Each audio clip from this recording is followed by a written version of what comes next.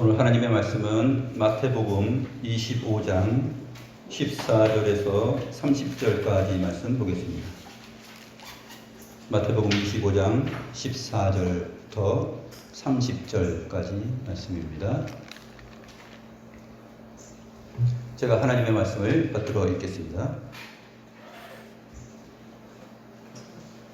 또 어떤 사람이 타국에 갈 때 그 종들을 불러 자기의 소유를 맡김과 같으니 각각 그 재능대로 한 사람에게는 금 5달란트를, 한 사람에게는 2달란트를, 한 사람에게는 1달란트를 주고 떠났더니 5달란트 받은 자는 바로 가서 그것으로 장사하여 또 5달란트를 남기고 2달란트를 받은 자도 그같이 하여 또 2달란트를 남겼으되 1달란트 받은 자는 가서 땅을 파고 그 주인의 돈을 감추어 두었더니 오랜 후에 그 종들의 주인이 돌아와 그들에게 결산할세 5달란트 받았던 자는 5달란트를 더 가지고 와서 이르되 주인이여 내게 5달란트를 주셨는데 보소서 내가 또 5달란트를 남겼나이다.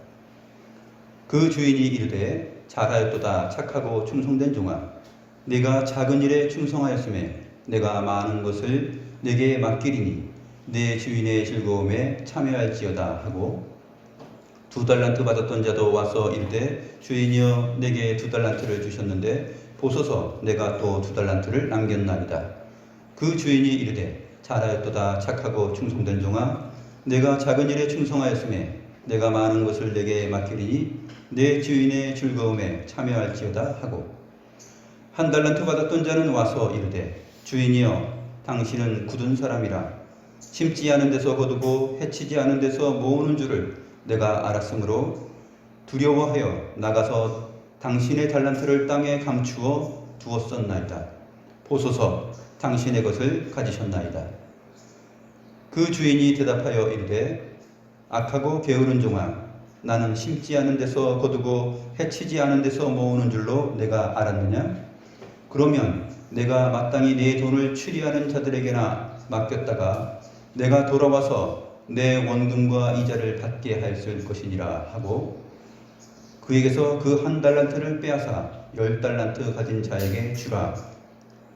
무릇 있는 자는 받아 풍족하게 되고 없는 자는 그 있는 것까지 빼앗기리라. 이 무익한 종을 바깥 어두운 데로 내쫓으라. 거기서 슬피 울며 이를 갈리라 하니라.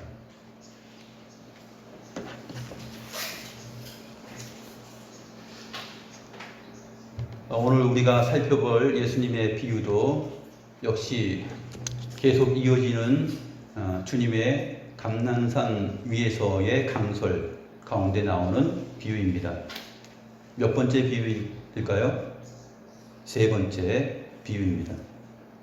예수님께서는 낮에는 예루살렘에 들어가셔서 성전에서 가르치시는 일을 하셨고 밤이 되고 저녁이 되면은 예루살렘 성 밖으로 나오셔서 감난산에 가셔서 쉬시기도 하고 기도도 하시고 또 제자들에게 이와 같은 강소를 통하여서 하나님 나라를 가르쳐 주시고 선포하셨습니다. 그래서 오늘 본문 역시 마태복음 24장 4절부터 시작된 예수님의 감난산 설교 가운데 나타나 있는 3번째 하나님의 나라 천국에 대한 비유입니다. 24장부터 25장까지 모두 4가지 비유가 나오는데 첫 번째 비유는 24장 45절부터 51절에 나오죠. 충성되고 지혜 있는 종과 또 악하고 외식하는 자가 대두되면서 나옵니다. 그래서 여기서 이 비유에서도 주인이 올 때에 어떠한 판결을 하는가 하는 것이 핵심입니다. 25장 1절부터 13절까지 지난주에 우리가 살펴본 내용도 역시 신랑이 다시 돌아와서 판결을 내리는 내용이죠. 오늘 비유도 역시 어떤 사람, 곧 어떤 주인이 자기의 소유를 종들에게 맡기고 떠나서 오랜 시간 있다가 다시 돌아와서 그 종들에게 판결을 내리는 장면입니다. 그 다음에 나오는 내용도 양과 염소, 인자가 와서 양과 염소를 낳는다 하는 내용으로 되어 있습니다. 모두가 어떤 공통적인 구성을 갖고 있냐면 귀환이라는 주제와 공통점을 갖고 있습니다. 귀환. 부재 시간이 있고 다시 돌아와서 무엇을 행하시는 그 귀환의 의미가 있습니다. 네 가지 비유가 다 똑같은 공통점을 가지고 있어요. 익숙한 제목이기도 합니다. 반지의 제왕에 보게 되면 왕의 귀환이라는 편이 있습니다. 그것하고는 뭐 상대도 안 될 정도로 진짜 우리들의 왕이시요 주인이시요 하나님 나라의 주인공이신 주님께서 다시 귀환하셔서 세상 끝에 인자가 임할 때 나타나는 그 징조를 보이시는 내용이 바로 마태복음 24장부터 25장에 펼쳐진 내용과 비유들입니다. 오늘은 그 세 번째 내용으로 14절부터 30절까지 내용입니다. 흔히 우리가 이것을 달란트 비유로 잘 알고 있습니다. 14절 말씀 한번 보시겠습니다. 14절 말씀 보면 또 어떤 사람이 타국에 갈 때에 그 종들을 불러 자기 소유를 맡김과 같으니 이렇게 시작하고 있죠. 이 또라는 말은 사실 정확히 하면 왜냐하면이라는 접속사입니다. 왜냐하면이라는 말은 바로 위에 있는 것과 연결되는 것이죠. 예수님께서 천국은 마치 등을 들고 신랑을 맞으러 나간 열처녀와 같다라고 하고 이 열처녀들이 맞이하는 세상 끝 주님께서 임하실 때 일어나는 그 판결을 다 얘기하고 있는 것입니다. 그러면서 깨어 있으라 너희는 그날과 그때를 알지 못하느니라 라는 말을 합니다. 그리고 나서 14절이 왜냐하면 왜 깨어 있어야 되고 왜 그날과 그때를 알지 못하는데 무엇을 준비해야 하고 어떻게 살아야 되는지를 이제 다시 한번 설명하고 계시는 것입니다. 그렇기 때문에 25장 첫 번째 1절에서 말하는 것처럼 천국은이라는 말이 없지만 계속 또 어떤 사람이 왜냐하면 이라는 말로 시작하기 때문에 계속하여서 천국의 주제를 설명하고 있는 것입니다. 왜냐하면 천국은 어떤 사람이 타국에 갈 때 그 종들을 불러 자기의 소유를 맡김과 같다라는 말이 되는 것입니다.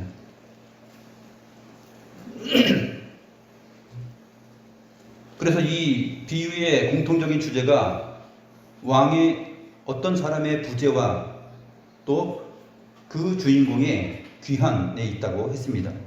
오늘 본문을 보게 되면 두 문단으로 나뉘어집니다. 첫 번째 문단이 바로 14절부터 18절까지의 내용이고 두 번째 문단의 시작은 19절입니다.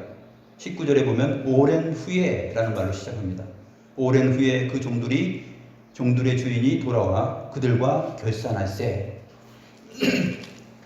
앞에 첫 번째 내용은 돌아오기 전, 귀환하기 전의 내용인데 그 내용은 5달란트를 나눠준 다음에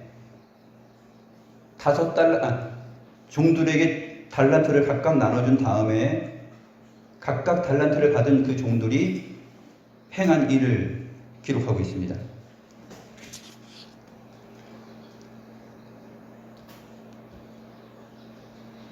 한 사람에게는 금 5달란트를 주었고 한 사람에게는 2달란트를 주었습니다.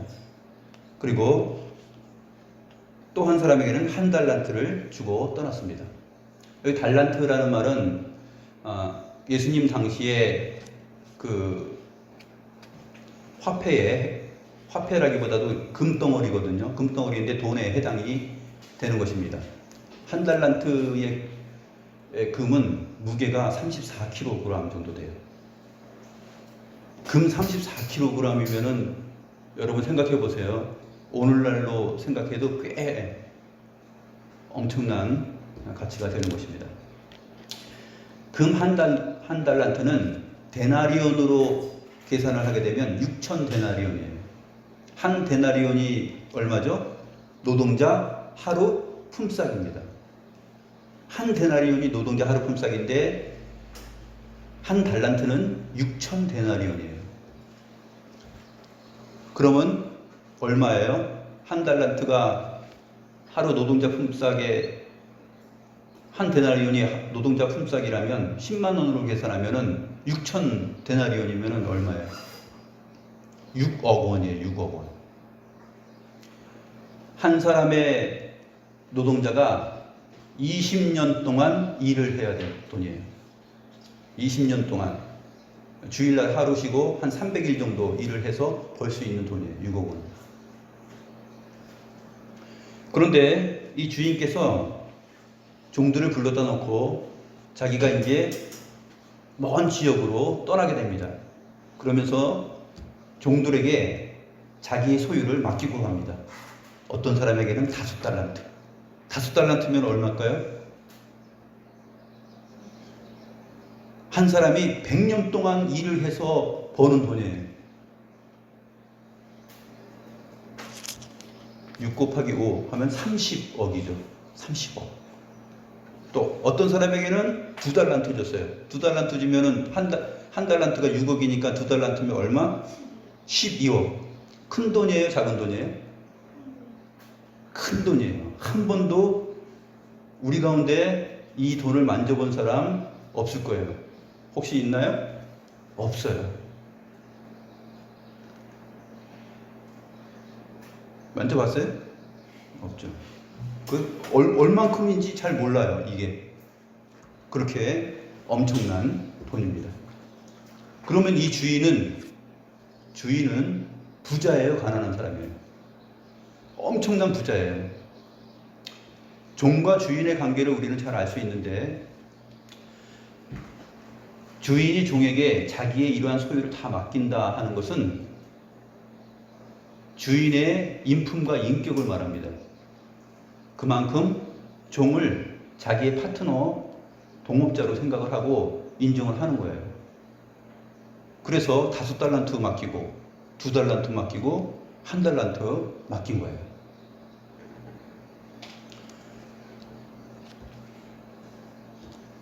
금 한 돈이 오늘날로 치면은 한 돈이 3.75g이라고 나오네요.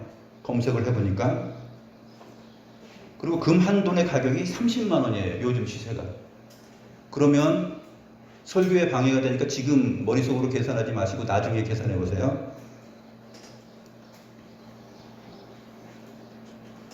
한 돈이 3.7kg인데 여기 금 한 달란트는 34kg이라고 그랬어요. 1000g이 1kg이죠. 계산해 보면 알아요. 얼마나 큰 돈인지 알 수 있습니다. 주인이 종에게 지금 맡기고 간 자기 소유와 재산은 이렇게 커요. 그런데 나중에 이제 보게 되면은 칭찬할 때 보게 되면 네가 작은 일에 충성하였으니 내가 많은 것을 주기라 하는 흥미있는 말씀을 하십니다. 그래서 이게 하나님 나라의 비유예요. 그리고 거기에 정말로 우리가 깨달아야 할 내용들이 있습니다.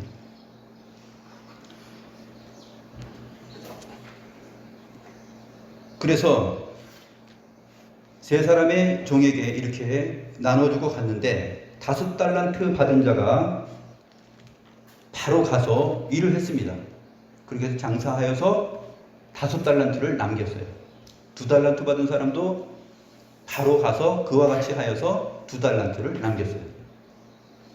그런데 돌발 상황 발생합니다. 삐용삐용 돌발 상황 딱 발생돼가지고 한 달란트 받은 사람도 그와 같이 하였다. 이렇게 돼야 전개되는 흐름이 물 흐르듯이 시작하는데 거기서 계곡에 돌멩이가 하나 툭 튀어나온 거예요. 돌발 상황이죠. 브레이크 밟아야 됩니다. 1달란트 받은 자는 가서 땅을 파고 그 주인의 돈을 감추어 두었더니 이렇게 시작됩니다. 1달란트 받은 자는 가서 열심히 일을 해서 1달란트 남겼다. 이렇게 해야 정상적인데 이 사람은 가서 땅을 파고 그 주인의 돈을 감추어 뒀습니다. 이제 세월이 오래 지나서 오랜 후에 그 종들의 주인이 돌아왔습니다. 그리고 나서 결산을 합니다. 야, 다 모여봐라. 이제 너희들 어떻게 살았냐 보자. 내가 5달란트, 2달란트, 1달란트 주고 갔는데 한번 보자. 다 모였습니다. 5달란트 받았던 자는 5달란트를 더 가지고 와서 이르되 주인님, 저에게 5달란트를 주셨는데 보십시오. 제가 또 5달란트를 남겼나이다. 이렇게 말합니다. 주인이 잘하였다. 착하고 충성된 종아, 내가 적은 일에 충성하였음에 내가 많은 것을 내게 맡기리니 내 주인의 즐거움에 참여할지어다. 2달란트 받았던 자도 왔습니다. 주인님께서 제게 2달란트를 주셨는데 저도 역시 2달란트를 남겼습니다. 이것은 이 종들의 말투를 보게 되면은 여기서 자기의 업적을 자랑하면서 어깨를 막 들썩거리면서 제가 이 정도예요 하고 하는 것이 아니에요. 이 종은 주인의 뜻과 또 주인의 성품을 잘 헤아리고 거기에 맞게 살았던 사람이기 때문에 누가복음 17장 10절에서 말하는 것처럼 우리가 마땅히 하여야 할 것을 한 것뿐입니다 라고 고백을 하는 것입니다.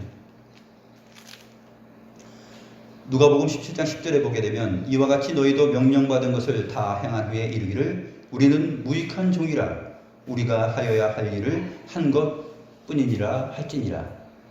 이러한 주님의 말씀을 잘 알아서 그렇게 말하는 것뿐이에요. 자기의 업적을 과시하고 자랑하는 투가 아닙니다.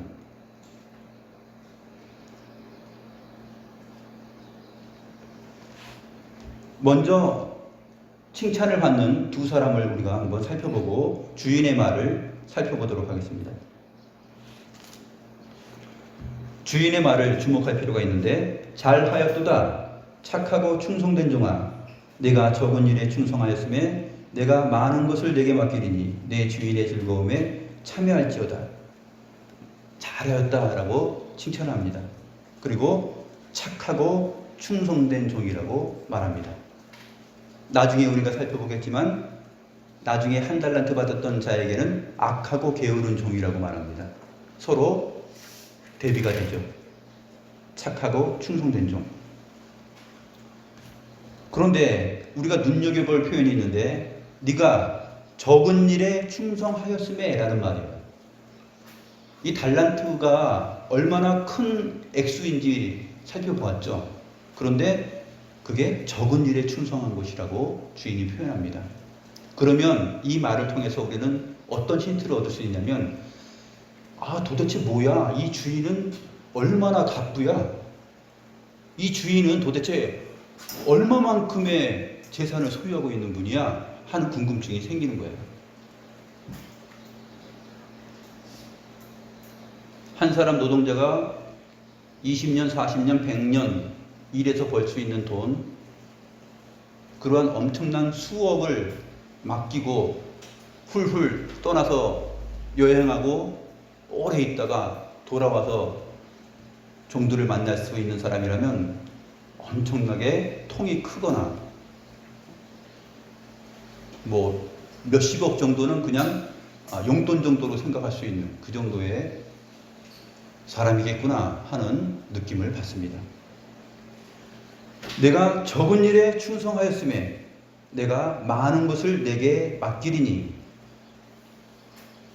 도대체 이게 적은 것이라면 많은 것을 맡긴다 했을 때 얼마큼 맡긴다는 거죠?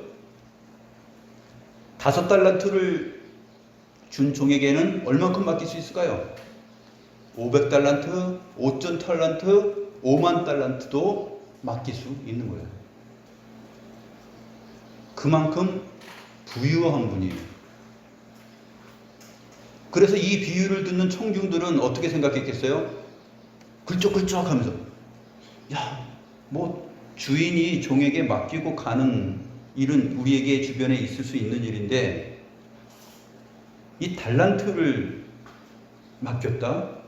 그리고 더 많은 것을 맡기겠다라는 이 주인을 보게 되면 거기서 범상치 않은 주인이라는 것을 이 제자들이 느끼는 것입니다.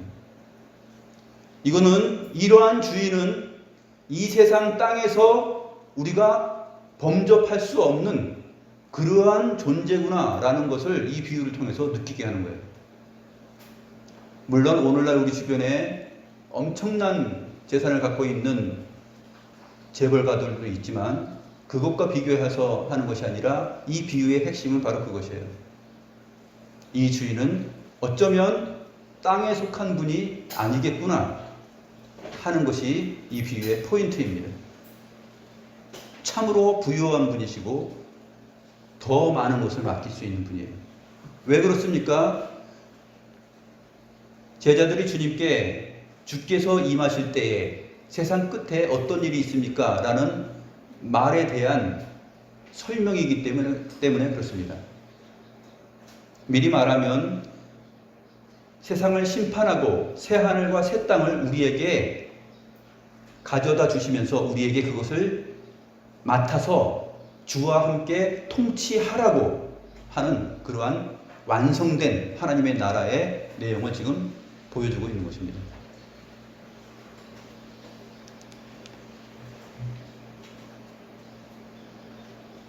내가 적은 일에 충성하였음에 내가 많은 것을 내게 맡길 것이다.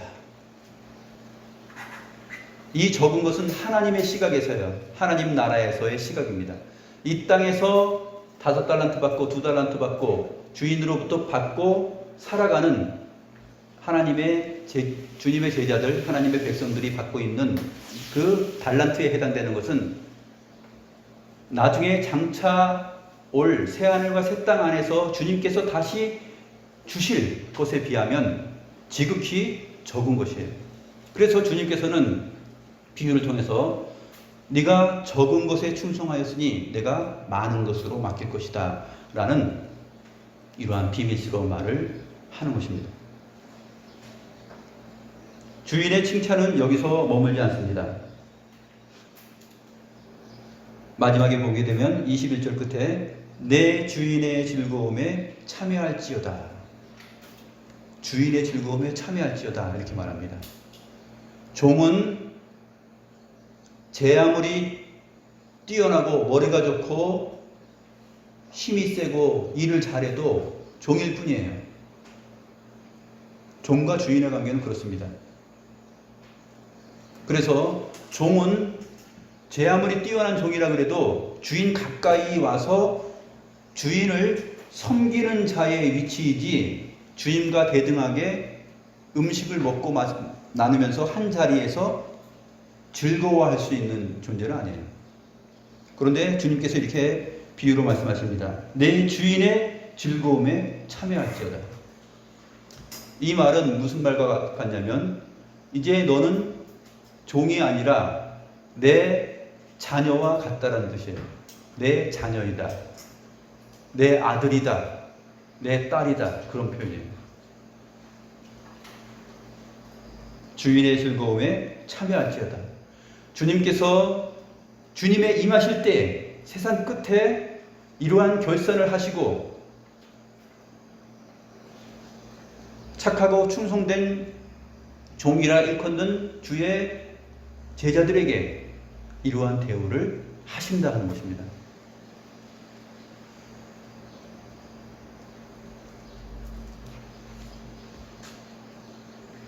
이제 우리가 아까 돌발적인 상황, 흐름을 멈추게 하였던 사람에게로 한번 가겠습니다. 1달란트 받았던 자는 와서 이르되 24절 주인이여 당신은 굳은 사람이라 심지 않은 데서 거두고 해치지 않은 데서 모으는 줄을 내가 알았습니다. 그렇기 때문에 두려워하여서 나가서 당신의 달란트를 땅에 감추어 두었었나이다. 보소서 당신의 것을 가지셨나이다. 여기 한 달란트가 있습니다 하고 내놓는 거예요. 어떻습니까? 이 한 달란트 받은 자의 말. 주인이여 당신은 굳은 사람이다. 굳은 사람이라는 말은 어떤 의미냐면 말이 통하지 않는 사람이에요. 합리적이지 못하고 타당치 못한 일을 시키고 또 그것에 대한 결과를 요구하는 사람이에요. 당신은 굳은 사람이다. 그래서 이 굳은 사람이라는 것이 설명됩니다. 이 종의 입의 말로 통하여서 심지 않은 데서 거두고, 정확하게 표현하면 뿌리지 않은 데서 거두고예요. 그리고 해치지 않은 데서 모으는 줄을 내가 알았으므로, 분리작업해서 모으는 것을 말합니다. 이 말은 주에 임하실 때 세상 끝에 일어나는 일인데, 이것은 양과 염소를 나누는 일인데, 농부가 마치 하는 마지막 추수 때의 상황을 지금 설명을 하는 것입니다. 당신은 굳은 사람이라 심지 않은 데서 거두고 해치지 않은 데서 모으는 줄 내가 알았습니다. 뿌리지도 않고 거두는 사람이에요. 우리가 여기 텃밭이 있지만 무언가 심지 않고 뿌리지 않고 결과를 내놓으라고 거두는 사람. 앞에 5달란트와 2달란트 받은 사람이 보고한 내용과 비교해보면 어떻습니까? 주인은 어떤 사람이에요? 뿌리지 않고 거두는 사람입니까? 뿌렸죠. 자기의 소유 재산 5달란트를 종들에게 줬습니다. 그리고 돌아와서 결산, 그것을 거두는 자입니다. 2달란트를 줬습니다. 그리고 돌아와서 결산, 거두는 자입니다. 그런데 이 1달란트 받은 사람은 이 주인에 대하여서 에휴, 나는 겨우 1달란트 6억 원이야? 12억 원 주고 30억 원 주면서 나는 겨우 6억 원이야? 하면서 그 자기가 받은 것에 대하여서 적게 받았다를 불평하는 것이 아니에요.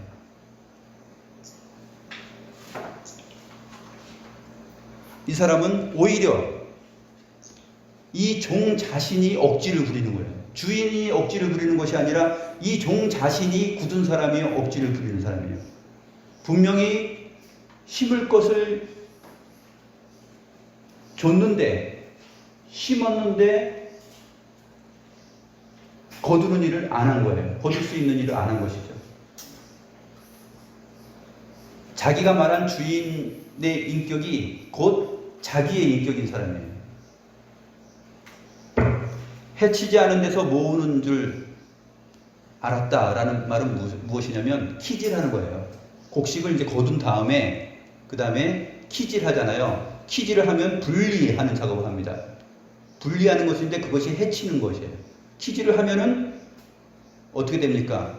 겨는 날아가 버리고 알곡은 모읍니다. 내가 당신을 보니 해치지 않은 데서 모으는 줄 알았습니다. 심지도 않고 거두고 해치지도 않고 모으고 하는 그러한 억지를 쓰는 그러한 농부와 같습니다. 그렇게 알았기 때문에 내가 당신을 두려워했습니다. 이렇게 표현하는 것이에요. 그러나 이 비유의 내용을 보게 되면 어떻습니까? 주님은 뿌리셨고 거두는 분이시요, 그 다음에 해치시고 그것을 모으고 있는 중입니다. 지금 비유의 흐름이 지금 그렇게 흘러가고 있어요. 두려워하여 나가서 당신의 달란트를 땅에 감추어 두었나이다. 보소서 당신의 것을 가지셨나이다.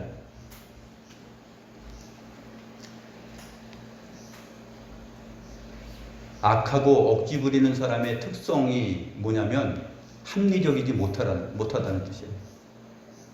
그런 사람들의 특성을 보면 합리적이지 못하고 어떻게 합니까? 자기를 합리화해요. 합리적이지 못하면서 자기를 합리화하는 사람이 바로 악하고 게으른 종과 같은 사람이에요.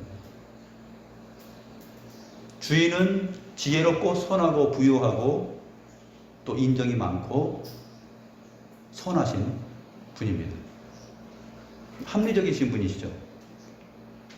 달란트를 주고 그 달란트를 통해서 얻을 결과를 얻는 분입니다. 세상 끝에 인자가 주님이 다시 오실 때 바로 그 일이 일어나는 것입니다.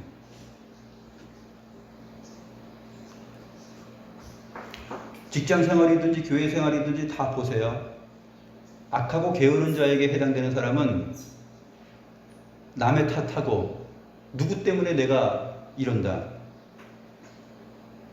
저 사람이 굳은 사람이고 심지 않은 데서 거두는 일을 하고 해치지 않은 데서 모으는 줄 알았기 때문에 내가 더 이상 일을 안 하는 거야. 내가 직장에서 일도 안 하고 내가 교회에서 신앙생활 제대로 안 하고 그냥 뭐 이런 교회 다니기도 싫고 하는 이유는 합리적이지 않아요. 합리적이지 못하면서 자기를 살피는 것이 아니라 자기 자신을 합리화해서 상대를 굳은 사람으로 만들어버려요.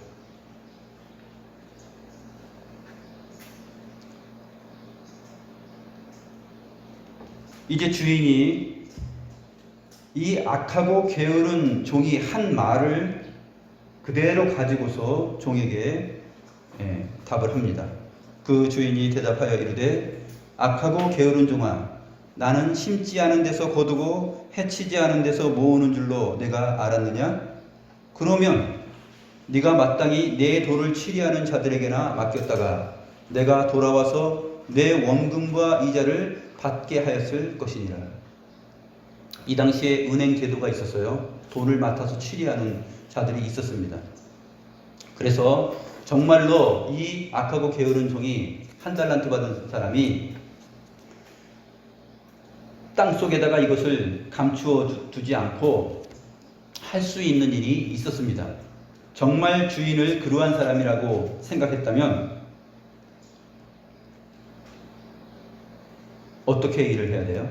땅 속에 숨길 것이 아니라 돈을 치리하는 자들에게 맡기면 됩니다. 근데 그러한 일조차도 하지 않은 거예요. 그러니까 악하고 게으른 것이에요. 주인의 뜻과 의도와 주인의 인격과 삶을 모독하고 자기 생각대로 주인을 판단하였기 때문에 악하고 땅속에다가 그것을 감추어 두었고 은행과 돈 취리하는 자들이 있음에도 불구하고 그것을 거기다 맡기지 않았기 때문에 한없이 게으른 자입니다. 악하고 게으른 종. 그래서 이 주인은 그 한 달란트를 받은 자에게 종에게 이렇게 말합니다. 그 한 달란트를 빼앗아 10달란트 가진 자에게 주라. 무릇 있는 자는 받아 풍족하게 되고 없는 자는 그 있는 것까지 빼앗기리라. 이 무익한 종을 바깥 어두운 데로 내쫓으라. 거기서 슬피 울며 이를 갈리라. 이 한 달란트 받은 자에게 하는 주님의 판결과 엄중한 벌이 5달란트, 2달란트 받은 자에게 하는 칭찬의 말과 대조를 이룹니다. 서로 길고 자세하게 말하죠. 5달란트와 2달란트 받은 자에게는 잘하였도다. 착하고 충성된 종아, 네가 적은 일에 충성하였음에 내가 많은 것을 내게 맡기리니 내 주인의 즐거움에 참여할지어다. 이렇게 말했어요. 길죠? 상세하고. 마지막에 이 한 달란트 받았던 그 종에게 하는 말은 길고 상세합니다. 그 한 달란트를 빼앗아 10달란트 가진 자에게 주라. 무릇 있는 자는 받아 풍족하게 되고 없는 자는 그 있는 것까지 빼앗기리라. 이 무익한 종을 바깥 어두운 데로 내쫓으라. 거기서 슬피 울며 이를 갈리라. 그런데 우리가 여기서 생각해 볼 것이 있습니다. 이상하다. 그러면 2달란트 받았던 종이 4달란트를 가지고 왔는데, 그러면 이 사람에게는 칭찬이 또 다른 돌아갈 것이 없고 10달란트를 가지고 온 사람에게만 이 1달란트를 빼앗아서 준단 말인가? 그러면 하나님, 이 주인은 특별 대우를 한 건가? 이렇게 생각할 수 있습니다. 그런데 그렇지 않습니다. 왜 그렇지 않죠? 생략된 거예요. 5달란트 받은 자에게 칭찬하는 주인의 칭찬과 2달란트 받은 자에게 이제 그가 4달란트를 가지고 왔죠. 그때 칭찬하는 칭찬의 내용이 동일합니다. 그렇다면 마지막 결론에서 1달란트를 빼앗아 10달란트 가진 자에게 주라 했을 때는 이것은 생략되어 있지만 1달란트 받은 자가 행한 그러한 똑같은 사람에게서 그것을 빼앗아서 2달란트를 가지고 4달란트를 남긴 자에게 똑같이 주라는 말을 하고 칭찬하였을 것으로 생각을 해야 되는 것입니다. 그런데 왜 10달란트 받은 자에게 주라고 했을까요? 상징적이에요. 대표성을 갖고 있는 것입니다. 그리고 이 비유에는 3명만 나오잖아요. 1달란트 받은 사람 한 사람, 2달란트 받은 사람 한 사람, 각각 한 사람씩 나오기 때문에 대표성을 띄어서 10달란트 받은 자에게 주라고 한 것은 4달란트 가지고 온 사람이 똑같은 칭찬을 받은 것처럼 결과적으로 이 칭찬과 결과를 동일하게 받는다는 말을 우리는 생각할 수 있는 것입니다.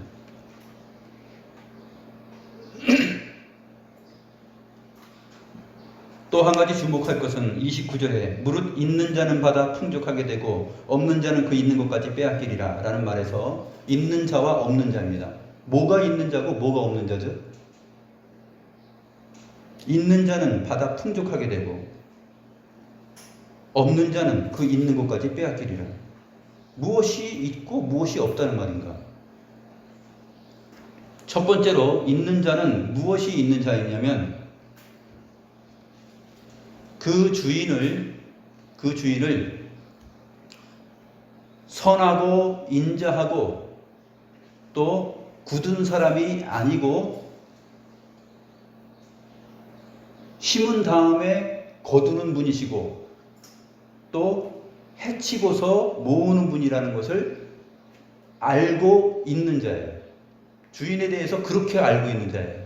근데 1달란트 받은 사람은 주인에 대하여서 그렇게 알고 있지 않는 자예요.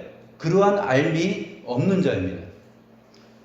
그래서 5달란트 받은 자와 2달란트 받은 자는 주인을 그렇게 알았기 때문에 가서 열심히 일을 해서 또 다른 5달란트를 남겨서 10달란트를 가지고 온 것입니다. 2달란트 받은 사람도 역시 그렇게 동일하게 해서 4달란트가 된 것이죠. 주인을 그렇게 알고 있는 암과 지식이 있고 그에 따른 결과와 내용이 있는 자예요.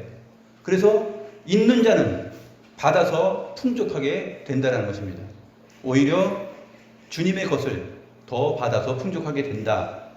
이 말은 또한 강조하는 것인데 1달란트 받은 자가 행하였던 것은 악하고 게으른 일이기 때문에 마지막 세상 끝에 주님께서 다시 오시면 그것이 무효가 됩니다. 의미가 없어집니다. 그것은 주님의 것이죠. 주인의 것이었습니다. 그렇기 때문에 이 주인의 것은 다시 신실한 종들에게 또 주님의 자녀들에게 돌아갈 몫이다 하는 것을 말하고 있는 것입니다. 없는 자는 그 있는 것까지 빼앗기리라. 없는데 어떻게 있어요? 그러니까 없는 것이 무엇이냐면 주인에 대해서 바른 암과 그 인식이 없는 거예요. 주인을 굳은 사람으로 알았고 심지 않은 데서 거두고 해치지 않은 데서 모으는 줄 알았던 자예요. 제대로 된 지식이 없는 자입니다. 그 없는 자는 있는 것까지 빼앗기게 됩니다. 주님께서 처음에 자기의 소유를 1달란트 나눠줬잖아요. 그것은 영원히 처음부터 끝까지 주님의 소유이고 주님의 것이에요. 그래서 이 주님의 소유는 주님께서 당신의 제자들에게, 주님의 자녀들에게 다시 돌아갈 몫이다 하는 판결을 내리는 것입니다. 이 내용은 재판석과 같아요. 재판장이 마지막 재판을 내립니다. 판결을 내립니다. 5달란트 받은 사람, 2달란트 받은 사람, 1달란트 받은 사람. 내용을 다 듣고 서로 얘기하고 자기 변호를 하고 다 했습니다. 마지막에 내리는 결론이에요. 땅땅땅 하면서 결론을 내려주는 것입니다.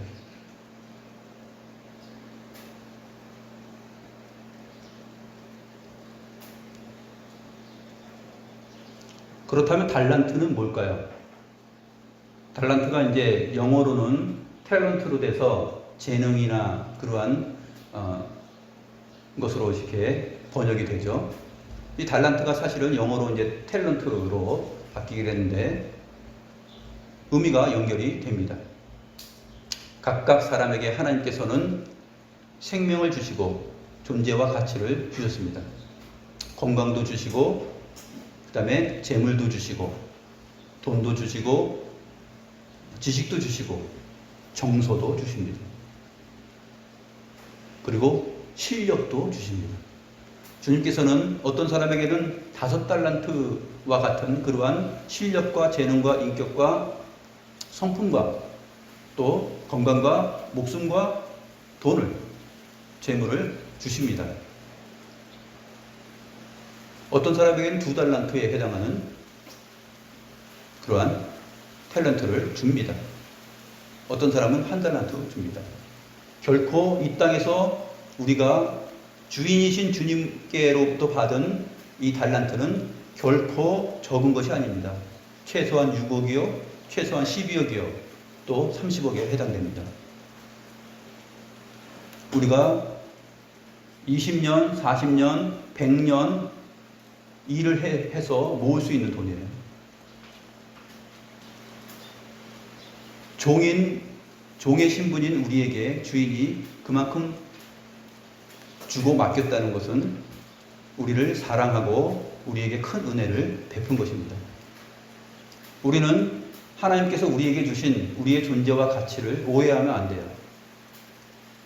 그리고 하나님을 알되 하나님께 이러한 식으로 반항하고 모독하고 게으르게 살아가서는 안 됩니다. 우리에게 주어진 것을 잘 알고 주인이신 하나님의 뜻이 나라는 존재를 통해서 이 땅에서 어떻게 일을 하고 어떻게 삶을 살아서 마지막 주님 오실 때 세상 끝에 주님께서 거두실 때에 무엇을 우리가 내놓고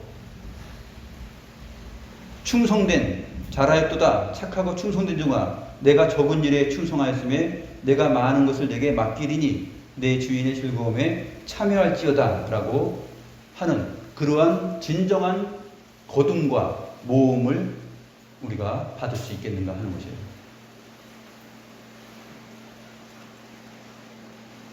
주인이신 하나님은 심지 않고 거두시는 분이 아니고 심고 거두시는 분입니다.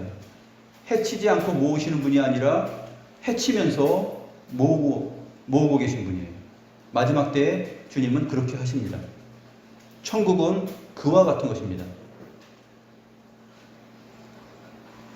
거기에 우리의 신앙과 우리의 존재와 삶의 가치가 놓여 있는 것이죠.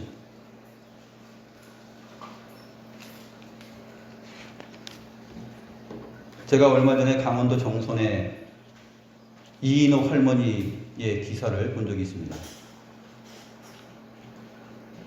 강원도 정선에 살고 계신 이인옥 할머니가 한 2년 전에 돌아가셨는데 그분이 어떻게 살았냐면 정선에 탄광촌이 많은데 옛날에 그 탄광촌에 가서 평생을 사신 분이에요. 남편과 함께 생활하면서 거기에 학교도 세우고 탄광촌 아이들이 배우고 공부할 수 있는 작은 학교도 세우고 남편이 이제 돌아가셨습니다. 일찍 돌아가셨는데 남은 생애를 남편과 함께 일했던 그 일을 계속하면서 살아요. 아이들에게 장학금 주고 아이들에게 용돈을 주고 그러면서 평생 살아갑니다. 재산이 뭐 많은 분이 아니에요. 평생 그렇게 살고 마지막 돌아가시기 직전에도 자기의 모든 집과 또 밭과 터 이러한 것들을 다 내놓아서 학생들을 위하여서 장학금으로 기부를 했습니다. 이 92세로 돌아가신 이 할머니가 한 말이 인상적이었습니다. 돈은 똥이다 그랬어요. 할머니 어떻게 이렇게 이런 걸 다 이렇게 평생 이렇게 사시고 이렇게 하셨어요? 다 장학금으로 내놓으셨어요? 그러니까 돈은 똥이요. 그렇게 말을 했답니다. 똥은 쌓이면 냄새가 나지만 똥은 흐트러뜨리면 거름이 된다 그랬어요. 그래서 돈은 똥이다. 이것을 쌓아두면 썩고 더러운 냄새가 나지만 이 돈을 뿌리면 거름이 된다. 92세 할머니가 이러한 철학을 가지고 인생을 살았습니다. 뒷조사를 안 했기 때문에 제가 이분을 신앙을 소유하고 있는 분인지는 아직까지 파악을 못했어요. 그러나 여기서 한 가지 우리가 생각할 것이 있습니다. 주님의 나라에서 우리가 주의 백성으로 종과 같이 이렇게 달란트를 받아서 우리의 인생을 살아갈 때 그 맡은 것을 정말로 주인을 오해하고 모독하고 잘못 판단하고 이해하고 생각하여서 합리적이지 못하며 자기 자신을 합리화하는 데 급급한 그러한 악하고 게으른 종처럼 정말 그 달란트를 땅속에 감추어 두고 있었다면 그것은 악신하는 똥과 같은 것이죠. 그러나 자기의 생명, 건강, 재능, 실력, 그 다음에 성격, 또 재주, 이 모든 것들을 활용해서 그것이 하나님께서 우리에게 주신 맡기신 은사라 그러면 그 은사를 정말로 주인의 인품과 주인의 거룩함을 생각해서 우리가 우리의 생을 그렇게 살아간다면 주님께서는 반드시 심으신 것을 거두시고 또 해치고 모으실 것입니다. 그래서 우리 하나님 나라의 비유 안에서 도전적으로 생각을 하고 반드시 주님께서는 왕의 귀환으로 다시 오신다 하는 것입니다. 주님께서 이 제자들에게 이 말씀을 하신 것이 십자가의 죽으심을 바로 앞두고 있을 때의 일입니다. 마지막 유월절 식사하기 이틀 전에 하신 내용이에요. 그러니까 곧 내가 십자가에 달려 죽고 부활하고 나면은 하늘 보좌 우편에 가서 이스터인데 마치 먼 여행을 떠난 것처럼 그렇게 이 땅을 떠나서 하늘 보좌에 있을 것인데 내가 다시 거기에만 있는 것이 아니라 꼭 반드시 다시 돌아올 거야 라는 얘기예요. 돌아올 때 어떤 일을 하느냐? 심은 것에 대하여서 거두고 해치고 모으는 일을 할 거야 라는 얘기를 비유를 통해서 하고 있는 거예요. 제자들은 귀담아 들었겠죠. 이 비유는 바로 오늘날 우리들에게 해당이 되는 것입니다. 주님께서 이제 이 어떤 사람처럼 우리들 각자에게 달란트를 부여하고 생을 주었습니다. 그 다음에 떠나셨어요. 하늘 보좌 우편에 계십니다. 이제 언젠가 세상 끝에 다시 주님께서 임하실 것이에요. 그때 주님은 심은 것을 거두시고 해치고 모으실 것입니다. 그때 주님 앞에 주님 우리에게 이렇게 5달란트도 주시고 2달란트도 주셨는데 보세요 저희들이 이렇게 일을 했습니다. 잘했지요? 하는 게 뻐기는 것이 아니라 우리가 마땅히 하여야 할 일을 종으로서 했습니다 했을 때 주님께서 잘하였도다 착하고 충성된 종아 네가 적은 일에 충성하였으니 새하늘과 새 땅에서 온전한 하나님의 나라에서 나와 함께 먹고 마시며 즐겨라 하는 선물을 주시는 것입니다. 기도하시겠습니다.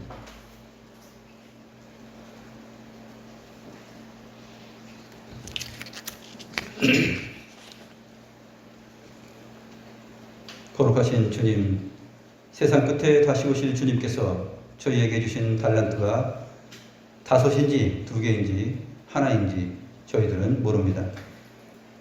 저희가 이 땅에서 주께 받은 생명과 건강과 재능과 재주와 실력과 정서와 물질과 모든 것을 주인이신 주님의 뜻을 바로 알고 착하고 충성된 삶을 살아서 주님 다시 오셔서 거두시고 모으실 때에 있는 자가 되어 새하늘과 새 땅에서 많은 것을 맡아 주인이신 주님의 즐거움에 참여하는 자들이 되게 하옵소서.